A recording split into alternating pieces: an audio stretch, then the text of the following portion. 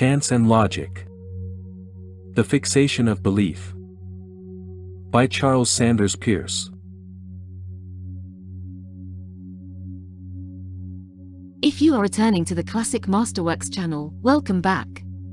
If you are new, please don't forget to like and subscribe and hit the bell notification so that you will be made aware of our latest content. And now, on with the story. 1. Few persons care to study logic, because everybody conceives himself to be proficient enough in the art of reasoning already. But I observe that this satisfaction is limited to one's own ratiocination, and does not extend to that of other men. We come to the full possession of our power of drawing inferences the last of all our faculties, for it is not so much a natural gift as a long and difficult art. The history of its practice would make a grand subject for a book. The medieval schoolmen, following the Romans, made logic the earliest of a boy's studies after grammar, as being very easy. So it was as they understood it. Its fundamental principle, according to them, was, that all knowledge rests on either authority or reason, but that whatever is deduced by reason depends ultimately on a premise derived from authority. Accordingly, as soon as a boy was perfect in the syllogistic procedure, his intellectual kit of tools was held to be complete. To Roger Bacon, that remarkable mind who in the middle of the 13th century was almost a scientific man, the schoolman's conception of reasoning appeared only an obstacle to truth. He saw that experience alone teaches anything, a proposition which to us seems easy to understand, because a distinct conception of experience has been handed down to us from former generations, which to him also seemed perfectly clear, because its difficulties had not yet unfolded themselves. Of all kinds of experience, the best, he thought, was interior illumination, which teaches many things about nature which the external senses could never discover, such as the transubstantiation of bread. For centuries later, the more celebrated Bacon, in the first book of his Novum Organum, gave his clear account of experience as something which must be open to verification and re-examination. But, superior as Lord Bacon's conception is to earlier notions, a modern reader who is not in awe of his grandiloquence is chiefly struck by the inadequacy of his view of scientific procedure. That we have only to make some crude experiments, to draw up briefs of the results in certain blank forms, to go through these by rule, checking off everything disproved and setting down the alternatives, and that thus in a few years physical science would be finished up, what an idea! He wrote on science like a Lord Chancellor, indeed. The early scientists, Copernicus, Tycho Brahe, Kepler, Galileo and Gilbert, had methods more like those of their modern brethren. Kepler undertook to draw a curve through the places of Mars, and his greatest service to science was in impressing on men's minds that this was the thing to be done if they wished to improve astronomy, that they were not to content themselves with inquiring whether one system of epicycles was better than another, but that they were to sit down by the figures and find out what the curve, in truth, was. He accomplished this by his incomparable energy and courage, blundering along in the most inconceivable way, to us, from one irrational hypothesis to another, until, after trying 22 of these, he fell, by the mere exhaustion of his invention, upon the orbit which a mind well furnished with the weapons of modern logic would have tried almost at the outset. In the same way, every work of science great enough to be remembered for a few generations affords some exemplification of the defective state of the art of reasoning of the time when it was written, and each chief step in science has been a lesson in logic. It was so when Lavoisier and his contemporaries took up the study of chemistry. The old chemist's maxim had been, leg, labora, ora, et relege. Lavoisier's method was not to read and pray, not to dream that some long and complicated chemical process would have a certain effect, to put it into practice with dull patience, after its inevitable failure to dream that with some modification it would have another result, and to end by publishing the last dream as a fact. His way was to carry his mind into his laboratory, and to make of his alembics and cucurbits instruments of thought, giving a new conception of reasoning as something which was to be done with one's eyes open, by manipulating real things instead of words and fancies. The Darwinian controversy is, in large part, a question of logic. Mr. Darwin proposed to apply the statistical method to biology. The same thing has been done in a widely different branch of science, the theory of gases. Though unable to say what the movement of any particular molecule of gas would be on a certain hypothesis regarding the constitution of this class of bodies, Clausius and Maxwell were yet able, by the application of the doctrine of probabilities, to predict that in the long run such and such a proportion of the molecules would, under given circumstances, acquire such and such velocities, that there would take place, every second, such and such a number of collisions, etc., and from these propositions they were able to deduce certain properties of gases, especially in regard to their heat relations. In like manner, Darwin, while unable to say what the operation of variation and natural selection in every individual case will be, demonstrates that in the long run they will adapt animals to their circumstances. Whether or not existing animal forms are due to such action, or what position the theory ought to take, forms the subject of a discussion in which questions of fact and questions of logic are curiously interlaced. 2. The object of reasoning is to find out, from the consideration of what we already know, something else which we do not know. Consequently, reasoning is good if it be such as to give a true conclusion from true premises, and not otherwise. Thus, the question of validity is purely one of fact and not of thinking. A being the premises and B being the conclusion, the question is, whether these facts are really so related that if A is B is. If so, the inference is valid, if not, not. It is not in the least the question whether, when the premises are accepted by the mind, we feel an impulse to accept the conclusion also. It is true that we do generally reason correctly by nature. But that is an accident. The true conclusion would remain true if we had no impulse to accept it, and the false one would remain false, though we could not resist the tendency to believe in it. We are, doubtless, in the main logical animals, but we are not perfectly so. Most of us, for example, are naturally more sanguine and hopeful than logic would justify. We seem to be so constituted that in the absence of any facts to go upon we are happy and self-satisfied, so that the effect of experience is continually to counteract our hopes and aspirations. Yet a lifetime of the application of this corrective does not usually eradicate our sanguine disposition. Where hope is unchecked by any experience, it is likely that our optimism is extravagant.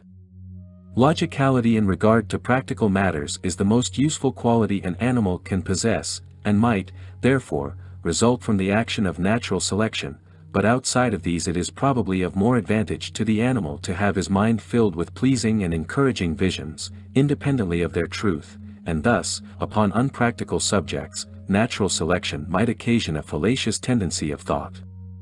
That which determines us, from given premises, to draw one inference rather than another, is some habit of mind, whether it be constitutional or acquired. The habit is good or otherwise, according as it produces true conclusions from true premises or not, and an inference is regarded as valid or not, without reference to the truth or falsity of its conclusion specially, but according as the habit which determines it is such as to produce true conclusions in general or not. The particular habit of mind which governs this or that inference may be formulated in a proposition whose truth depends on the validity of the inferences which the habit determines, and such a formula is called a guiding principle of inference. Suppose, for example, that we observe that a rotating disk of copper quickly comes to rest when placed between the poles of a magnet, and we infer that this will happen with every disk of copper. The guiding principle is, that what is true of one piece of copper is true of another. Such a guiding principle with regard to copper would be much safer than with regard to many other substances, brass, for example. A book might be written to signalize all the most important of these guiding principles of reasoning. It would probably be, we must confess, of no service to a person whose thought is directed wholly to practical subjects, and whose activity moves along thoroughly beaten paths. The problems which present themselves to such a mind are matters of routine which he has learned once for all to handle in learning his business. But let a man venture into an unfamiliar field, or where his results are not continually checked by experience, and all history shows that the most masculine intellect will ofttimes lose his orientation and waste his efforts in directions which bring him no nearer to his goal, or even carry him entirely astray. He is like a ship on the open sea, with no one on board who understands the rules of navigation. And in such a case some general study of the guiding principles of reasoning would be sure to be found useful. The subject could hardly be treated, however, without being first limited, since almost any fact may serve as a guiding principle. But it so happens that there exists a division among facts, such that in one class are all those which are absolutely essential as guiding principles, while in the other are all those which have any other interest as objects of research. This division is between those which are necessarily taken for granted in asking whether a certain conclusion follows from certain premises, and those which are not implied in that question. A moment's thought will show that a variety of facts are already assumed when the logical question is first asked. It is implied, for instance, that there are such states of mind as doubt and belief, that a passage from one to the other is possible, the object of thought remaining the same, and that this transition is subject to some rules which all minds are alike bound by. As these are facts which we must already know before we can have any clear conception of reasoning at all, it cannot be supposed to be any longer of much interest to inquire into their truth or falsity. On the other hand, it is easy to believe that those rules of reasoning which are deduced from the very idea of the process are the ones which are the most essential, and, indeed, that so long as it conforms to these it will, at least, not lead to false conclusions from true premises. In point of fact, the importance of what may be deduced from the assumptions involved in the logical question turns out to be greater than might be supposed, and this for reasons which it is difficult to exhibit at the outset. The only one which I shall here mention is, that conceptions which are really products of logical reflections, without being readily seen to be so, mingle with our ordinary thoughts, and are frequently the causes of great confusion. This is the case, for example, with the conception of quality. A quality as such is never an object of observation. We can see that a thing is blue or green, but the quality of being blue and the quality of being green are not things which we see, they are products of logical reflections. The truth is, that common sense, or thought as it first emerges above the level of the narrowly practical, is deeply imbued with that bad logical quality to which the epithet metaphysical is commonly applied, and nothing can clear it up but a severe course of logic. 3. We generally know when we wish to ask a question and when we wish to pronounce a judgment, for there is a dissimilarity between the sensation of doubting and that of believing. But this is not all which distinguishes doubt from belief. There is a practical difference. Our beliefs guide our desires and shape our actions. The assassins, or followers of the old man of the mountain, used to rush into death at his least command, because they believed that obedience to him would ensure everlasting felicity. Had they doubted this, they would not have acted as they did. So it is with every belief, according to its degree. The feeling of believing is a more or less sure indication of there being established in our nature some habit which will determine our actions. Doubt never has such an effect. Nor must we overlook a third point of difference. Doubt is an uneasy and dissatisfied state from which we struggle to free ourselves and pass into the state of belief, while the latter is a calm and satisfactory state which we do not wish to avoid, or to change to a belief in anything else. On the contrary, we cling tenaciously, not merely to believing, but to believing just what we do believe. Thus, both doubt and belief have positive effects upon us, though very different ones.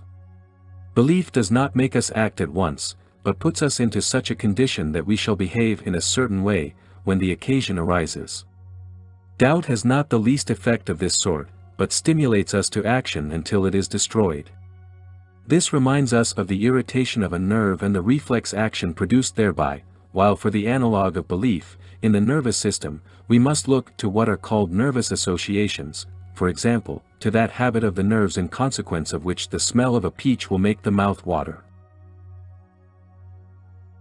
4. The irritation of doubt causes a struggle to attain a state of belief. I shall term this struggle inquiry, though it must be admitted that this is sometimes not a very apt designation.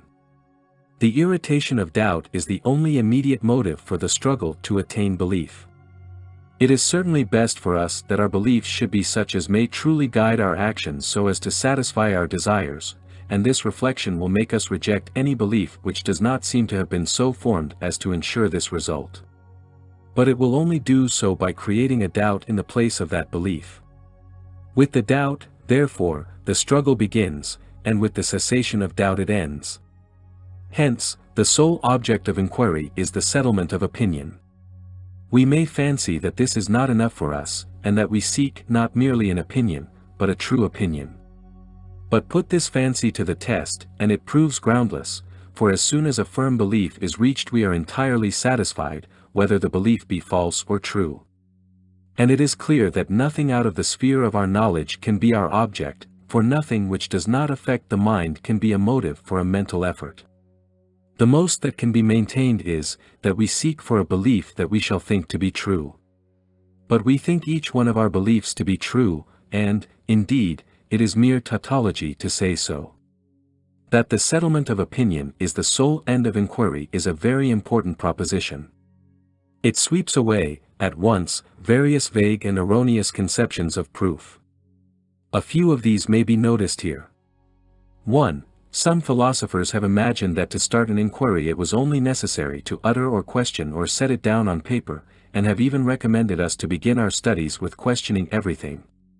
But the mere putting of a proposition into the interrogative form does not stimulate the mind to any struggle after belief. There must be a real and living doubt, and without all this discussion is idle. 2. It is a very common idea that a demonstration must rest on some ultimate and absolutely indubitable propositions. These, according to one school, are first principles of a general nature, according to another, are first sensations. But, in point of fact, an inquiry, to have that completely satisfactory result called demonstration, has only to start with propositions perfectly free from all actual doubt.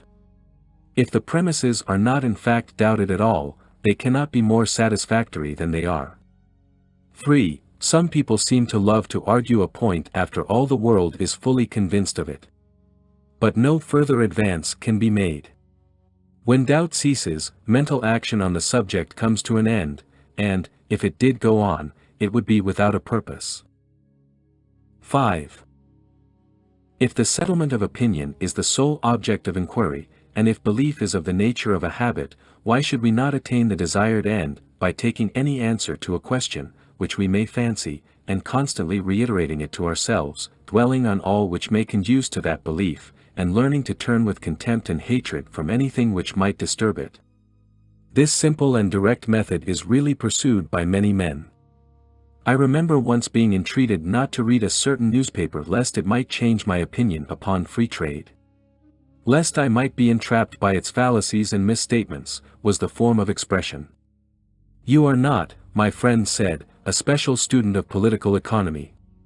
You might, therefore, easily be deceived by fallacious arguments upon the subject. You might, then, if you read this paper, be led to believe in protection. But you admit that free trade is the true doctrine, and you do not wish to believe what is not true. I have often known this system to be deliberately adopted. Still oftener, the instinctive dislike of an undecided state of mind, exaggerated into a vague dread of doubt, makes men cling spasmodically to the views they already take. The man feels that, if he only holds to his belief without wavering, it will be entirely satisfactory. Nor can it be denied that a steady and immovable faith yields great peace of mind. It may, indeed, give rise to inconveniences, as if a man should resolutely continue to believe that fire would not burn him, or that he would be eternally damned if he received his ingesta otherwise than through a stomach pump. But then the man who adopts this method will not allow that its inconveniences are greater than its advantages. He will say, I hold steadfastly to the truth and the truth is always wholesome. And in many cases it may very well be that the pleasure he derives from his calm faith overbalances any inconveniences resulting from its deceptive character. Thus, if it be true that death is annihilation, then the man who believes that he will certainly go straight to heaven when he dies, provided he have fulfilled certain simple observances in this life, has a cheap pleasure which will not be followed by the least disappointment. A similar consideration seems to have weight with many persons in religious topics, for we frequently hear it said, "Oh, I could not believe so and so, because I should be wretched if I did." When an ostrich buries its head in the sand as danger approaches, it very likely takes the happiest course. It hides the danger, and then calmly says there is no danger, and, if it feels perfectly sure there is none, why should it raise its head to see? A man may go through life, systematically keeping out of view all that might cause a change in his opinions, and if he only succeeds, basing his method, as he does, on two fundamental psychological laws, I do not see what can be said against his doing so. It would be an egotistical impertinence to object that his procedure is irrational, for that only amounts to saying that his method of settling belief is not ours. He does not propose to himself to be rational, and indeed, will often talk with scorn of man's weak and elusive reason. So let him think as he pleases. But this method of fixing belief, which may be called the method of tenacity, will be unable to hold its ground in practice. The social impulse is against it. The man who adopts it will find that other men think differently from him, and it will be apt to occur to him in some saner moment that their opinions are quite as good as his own, and this will shake his confidence in his belief. This conception, that another man's thought or sentiment may be equivalent to one's own, is a distinctly new step, and a highly important one. It arises from an impulse too strong in man to be suppressed, without danger of destroying the human species. Unless we make ourselves hermits, we shall necessarily influence each other's opinions, so that the problem becomes how to fix belief, not in the individual merely, but in the community. Let the will of the state act, then, instead of that of the individual. Let an institution be created which shall have for its object to keep correct doctrines before the attention of the people, to reiterate them perpetually, and to teach them to the young, having at the same time power to prevent contrary doctrines from being taught, advocated, or expressed. Let all possible causes of a change of mind be removed from men's apprehensions. Let them be kept ignorant, lest they should learn of some reason to think otherwise than they do. Let their passions be enlisted, so that they may regard private and unusual opinions with hatred and horror. Then, let all men who reject the established belief be terrified into silence. Let the people turn out and tar and feather such men, or let inquisitions be made into the manner of thinking of suspected persons, and, when they are found guilty of forbidden beliefs, let them be subjected to some signal punishment. When complete agreement could not otherwise be reached, a general massacre of all who have not thought in a certain way has proved a very effective means of settling opinion in a country. If the power to do this be wanting, let a list of opinions be drawn up, to which no man of the least independence of thought can assent, and let the faithful be required to accept all these propositions, in order to segregate them as radically as possible from the influence of the rest of the world. This method has, from the earliest times, been one of the chief means of upholding correct theological and political doctrines, and of preserving their universal or Catholic character. In Rome, especially, it has been practiced from the days of Numa Pompilius to those of Pius Nonus.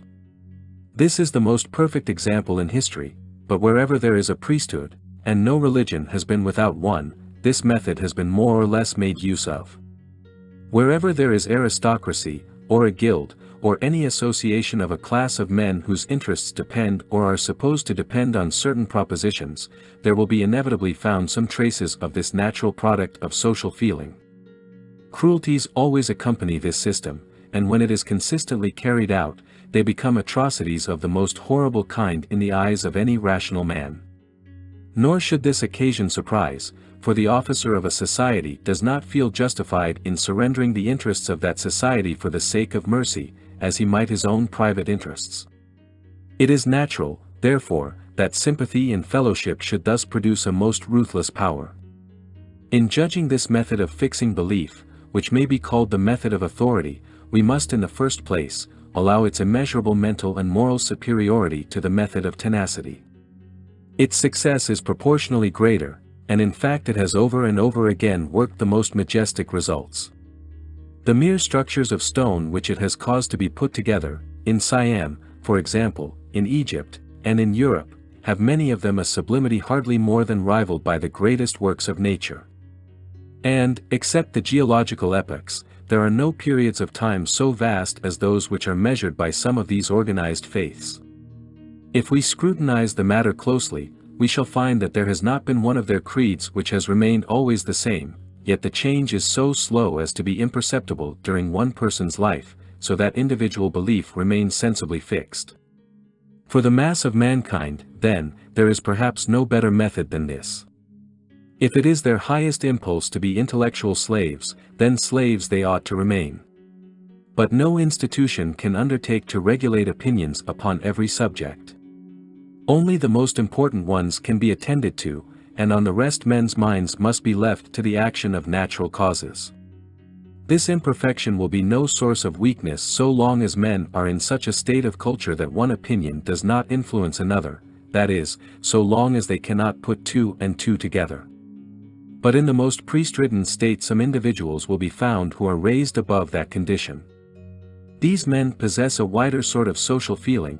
They see that men in other countries and in other ages have held to very different doctrines from those which they themselves have been brought up to believe, and they cannot help seeing that it is the mere accident of their having been taught as they have, and of their having been surrounded with the manners and associations they have, that has caused them to believe as they do and not far differently. And their candor cannot resist the reflection that there is no reason to rate their own views at a higher value than those of other nations and other centuries, and this gives rise to doubts in their minds. They will further perceive that such doubts as these must exist in their minds with reference to every belief which seems to be determined by the caprice either of themselves or of those who originated the popular opinions. The willful adherence to a belief, and the arbitrary forcing of it upon others, must, therefore, both be given up, and a new method of settling opinions must be adopted, which shall not only produce an impulse to believe, but shall also decide what proposition it is which is to be believed. Let the action of natural preferences be unimpeded, then, and under their influence let men conversing together and regarding matters in different lights, gradually develop beliefs in harmony with natural causes. This method resembles that by which conceptions of art have been brought to maturity. The most perfect example of it is to be found in the history of metaphysical philosophy. Systems of this sort have not usually rested upon observed facts, at least not in any great degree. They have been chiefly adopted because their fundamental propositions seemed agreeable to reason. This is an apt expression. It does not mean that which agrees with experience, but that which we find ourselves inclined to believe. Plato, for example, finds it agreeable to reason that the distances of the celestial spheres from one another should be proportional to the different lengths of strings which produce harmonious chords. Many philosophers have been led to their main conclusions by considerations like this, but this is the lowest and least developed form which the method takes, for it is clear that another man might find Kepler's, earlier, theory, that the celestial spheres are proportional to the inscribed and circumscribed spheres of the different regular solids, more agreeable to his reason. But the shock of opinions will soon lead men to rest on preferences of a far more universal nature.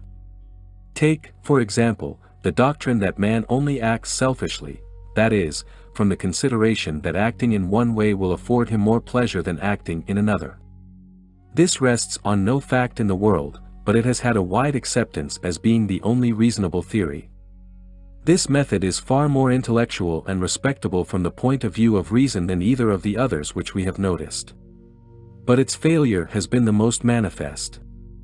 It makes of inquiry something similar to the development of taste, but taste, unfortunately, is always more or less a matter of fashion, and accordingly, metaphysicians have never come to any fixed agreement, but the pendulum has swung backward and forward between a more material and a more spiritual philosophy, from the earliest times to the latest. And so from this, which has been called the a priori method, we are driven, in Lord Bacon's phrase, to a true induction. We have examined into this a priori method as something which promised to deliver our opinions from their accidental and capricious element. But development, while it is a process which eliminates the effect of some casual circumstances, only magnifies that of others. This method, therefore, does not differ in a very essential way from that of authority. The government may not have lifted its finger to influence my convictions, I may have been left outwardly quite free to choose, we will say, between monogamy and polygamy, and appealing to my conscience only, I may have concluded that the latter practice is in itself licentious.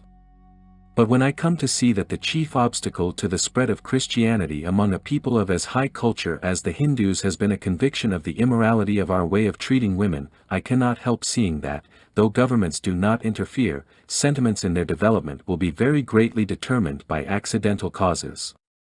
Now, there are some people, among whom I must suppose that my reader is to be found, who, when they see that any belief of theirs is determined by any circumstance extraneous to the facts, will from that moment not merely admit in words that that belief is doubtful, but will experience a real doubt of it, so that it ceases to be a belief. To satisfy our doubts, therefore, it is necessary that a method should be found by which our beliefs may be caused by nothing human, but by some external permanency, by something upon which our thinking has no effect. Some mystics imagine that they have such a method in a private inspiration from on high. But that is only a form of the method of tenacity, in which the conception of truth as something public is not yet developed. Our external permanency would not be external, in our sense, if it was restricted in its influence to one individual. It must be something which affects, or might affect, every man.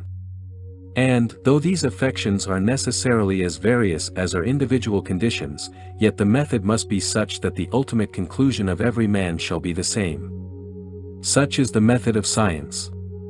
Its fundamental hypothesis, restated in more familiar language, is this: there are real things, whose characters are entirely independent of our opinions about them, whose realities affect our senses according to regular laws, and, though our sensations are as different as our relations to the objects, yet, by taking advantage of the laws of perception, we can ascertain by reasoning how things really are, and any man, if he have sufficient experience and reason enough about it, will be led to the one true conclusion. The new conception here involved is that of reality.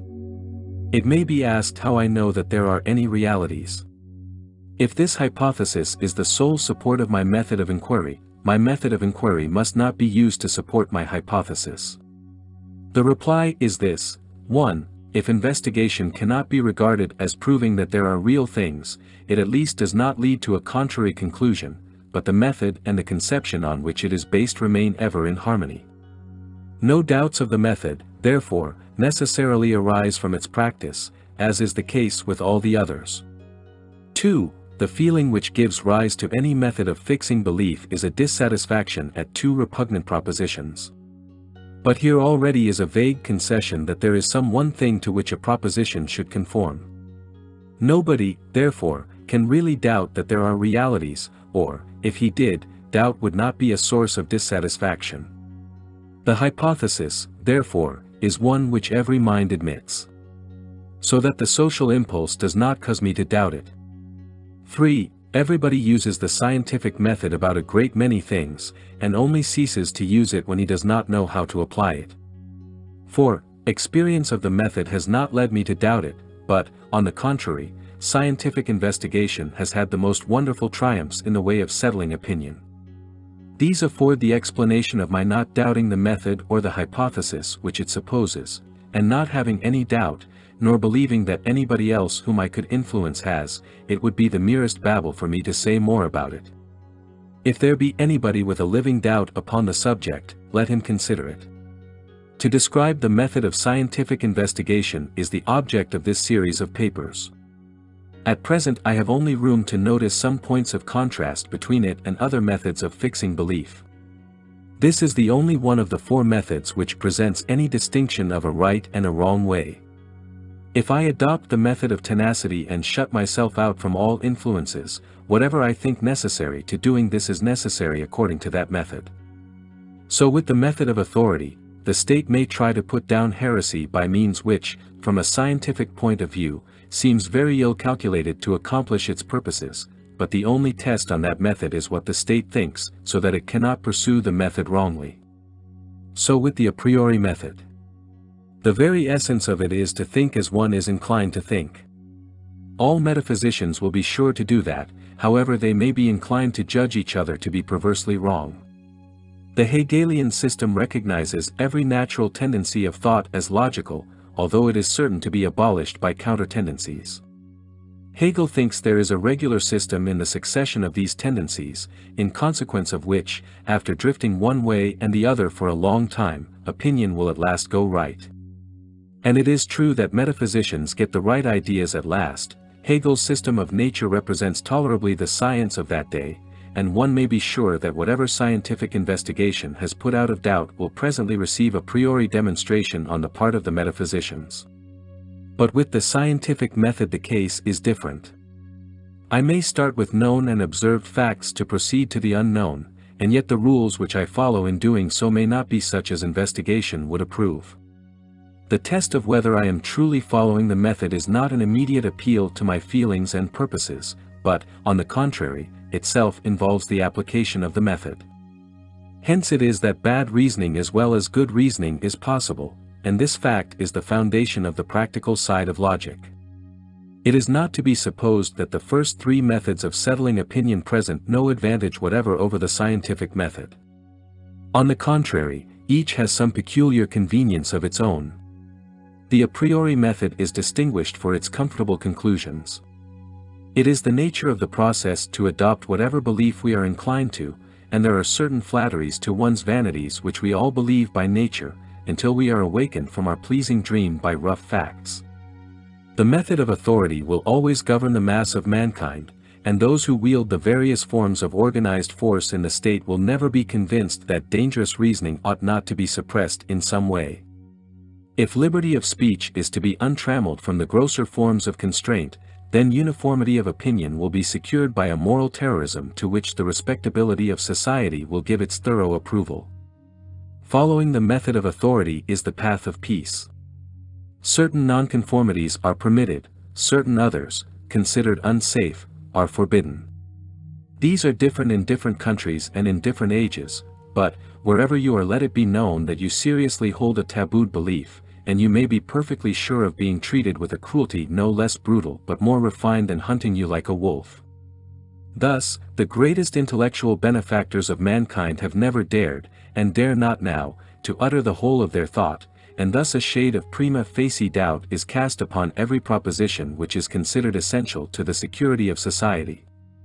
Singularly enough, the persecution does not all come from without, but a man torments himself and is oftentimes most distressed at finding himself believing propositions which he has been brought up to regard with aversion. The peaceful and sympathetic man will, therefore, find it hard to resist the temptation to submit his opinions to authority. But most of all I admire the method of tenacity for its strength, simplicity, and directness. Men who pursue it are distinguished for their decision of character, which becomes very easy with such a mental rule. They do not waste time in trying to make up their minds to what they want, but, fastening like lightning upon whatever alternative comes first, they hold to it to the end, whatever happens, without an instant's irresolution. This is one of the splendid qualities which generally accompany brilliant, unlasting success. It is impossible not to envy the man who can dismiss reason, although we know how it must turn out at last. Such are the advantages which the other methods of settling opinions have over scientific investigation. A man should consider well of them, and then he should consider that, after all, he wishes his opinions to coincide with the fact, and that there is no reason why the results of these three methods should do so. To bring about this effect is the prerogative of the method of science. Upon such considerations he has to make his choice, a choice which is far more than the adoption of any intellectual opinion, which is one of the ruling decisions of his life, to which when once made he is bound to adhere. The force of habit will sometimes cause a man to hold on to old beliefs, after he is in a condition to see that they have no sound basis. But reflection upon the state of the case will overcome these habits, and he ought to allow reflection full weight. People sometimes shrink from doing this, having an idea that beliefs are wholesome which they cannot help feeling rest on nothing. But let such persons suppose an analogous though different case from their own. Let them ask themselves what they would say to a reformed Mussulman who should hesitate to give up his old notions in regard to the relations of the sexes, or to a reformed Catholic who should still shrink from the Bible. Would they not say that these persons ought to consider the matter fully, and clearly understand the new doctrine, and then ought to embrace it in its entirety?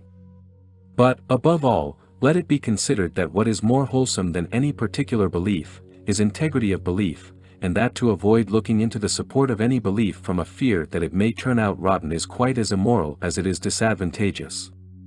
The person who confesses that there is such a thing as truth, which is distinguished from falsehood simply by this, that if acted on it will carry us to the point we aim at and not astray, and then though convinced of this, dares not know the truth and seeks to avoid it, is in a sorry state of mind, indeed. Yes, the other methods do have their merits. A clear logical conscience does cost something, just as any virtue, just as all that we cherish, costs us dear. But, we should not desire it to be otherwise. The genius of a man's logical method should be loved and reverenced as his bride, whom he has chosen from all the world.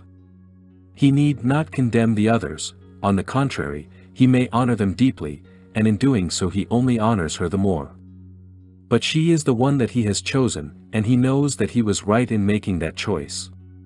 And having made it, he will work and fight for her, and will not complain that there are blows to take, hoping that there may be as many and as hard to give, and will strive to be the worthy knight and champion of her from the blaze of whose splendors he draws his inspiration and his courage.